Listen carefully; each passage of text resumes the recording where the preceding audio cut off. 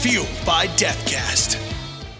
And I kind of want to talk about how you came to work at NASA. You started out as an intern yourself, correct? I did. Was that always the goal through schooling and all of that? Was it, I know you wanted to be an engineer, but was it always the end goal, I want to work for NASA? So when I was very young, yes, certainly it was. That was in my mind. My father, when he got out of the military, he was involved with electronics. He ended up building spacecraft. So I saw that. I knew I had brushes with people who built hardware that went into space. Mm-hmm. And but the working for NASA thing, it became, as I got older, right? High school, junior high school, that kind of faded, and I didn't think about that. Mm-hmm. I wanted to be an aeronautical engineer. Mm-hmm. I loved airplanes, mm-hmm. and but I had not thought that far ahead to, and so the whole working for NASA thing, that faded out in that sort of middle range. And even when I was going off to university, studying at Cal Poly San Luis Obispo, out on the West Coast. I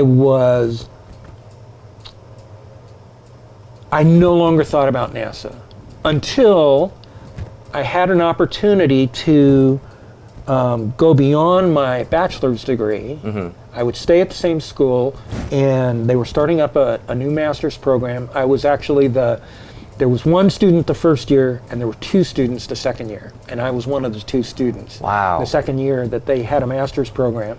Wow. And NASA funded me 100% for my master's degree. And so I went back and I did my research at, it was called NASA Dryden at that time. Mm-hmm. It's NASA Armstrong now.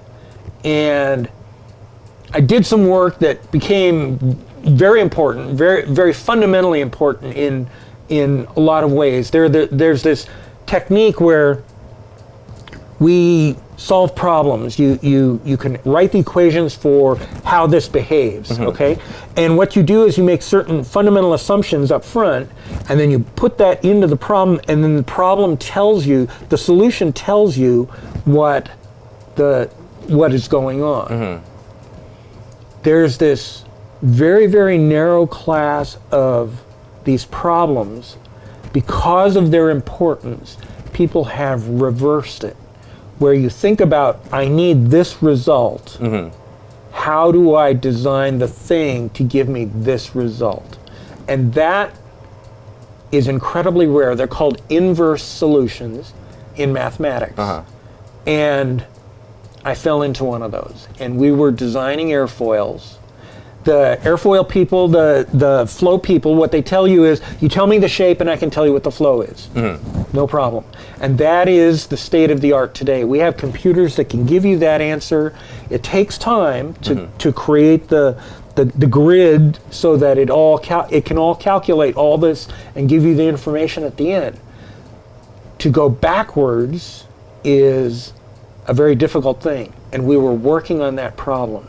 So there was a gentleman, ancient history, named Ludwig Prandtl, mm-hmm. and Prandtl was perhaps, I would argue, the foremost mind in aerospace. And he formulated all these ideas back in over 100 years ago, began formulating these ideas. His students became the de facto standard for solving all these different problems. One of those students, his name was Erich Truckenbrot, mm-hmm. and Truckenbrot had a student named Richard Epler, who became a professor. And Truckenbrot and Epler figured out how to design airfoils. They said, we want the flow to do this. What's the shape of the airfoil? And the two of them solved that problem.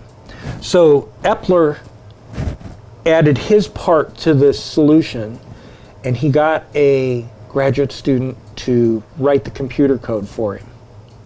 At that point, Epler needed someone to test the computer code to see how well it worked. I was that student. Wow.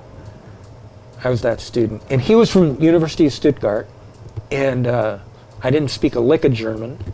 And we were able to communicate. But this is what I did my graduate work on.